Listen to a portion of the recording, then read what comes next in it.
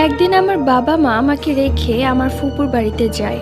আমি সম্পূর্ণ একা থাকবো বলে আমার সাথে আমার ছোট বোনকেও রেখে যায়। আমার ছোট বোনের নাম রাফসা। আমার ছোট বোন ছোটবেলা থেকে একা থাকতে পছন্দ করে। আমি জিন ভূত বিশ্বাস করতাম না, সবই ঠিক ছিল। কিন্তু রাতের বেলা খাবার টেবিলে বসে খাবার খাওয়ার সময় একটা জিনিস লক্ষ্য করলাম, যে আমার ছোট বোন যেন কার সাথে কথা বলে হাসছে আর খাবার খাচ্ছে, আবার কাকে যেন খাইয়ে দিচ্ছে। তবে আমি সেই দিকে পাত্তা দিলাম না। খাবার খেয়ে শুয়ে পড়ার সময় আমি আমার ছোট বোনকে ঘুম পাড়িয়ে দিলাম এবং নিজে যে কখন ঘুমিয়ে পড়লাম নিজেও জানি না। হঠাৎ মাঝরাতে আমার ঘুম ভেঙে গেল, দেখলাম রাফসা আমার পাশে নেই। কই যাবে? উঠে পড়লাম বিছানা থেকে। তারপর রাফসাকে খুঁজতে লাগলাম, কিন্তু কোথাও পেলাম না। তারপর মনে পড়লো রাফসা সবসময় ছাদেই থাকে, ছাদই তার প্রিয় জায়গা। মাঝরাতে ছাদে চলে গেলাম। রাতে কিছু দেখা হচ্ছিল না কুয়াশার কারণে। বেশ ঠান্ডা লাগছিল, চারিদিক অন্ধকার। তারপর চোখে কাউকেই পড়ছে না। হঠাৎ চোখে পড়লো রাফসাকে ছাদে, তাও আবার ছাদের রেলিং এর উপর। রাফসাকে দেখলাম চুল খোলা, চুলগুলো বাতাসে উড়ে বেড়াচ্ছে।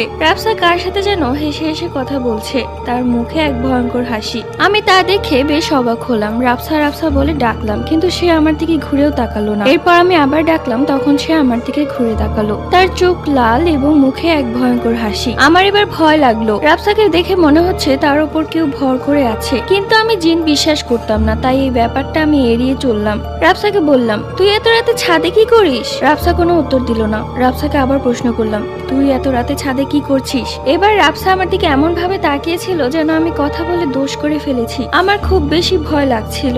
এবার আমি হালকা বাতাস অনুভব করলাম কুয়াশার মধ্যে। রাফসাকে দেখা যাচ্ছিল না প্রায়। হঠাৎ করে রাফসা কুয়াশার মধ্যে কোথায় উধাও হয়ে গেল। এবার আমি চমকে গেলাম, পুরো ছাদ খুঁজতে লাগলাম, কোথাও পেলাম না। খুঁজতে খুঁজতে নিচে চলে গেলাম। রুমে গিয়ে দেখি রাফসা ঠিক যেমন ভাবে ঘুমিয়েছিল স্বাভাবিক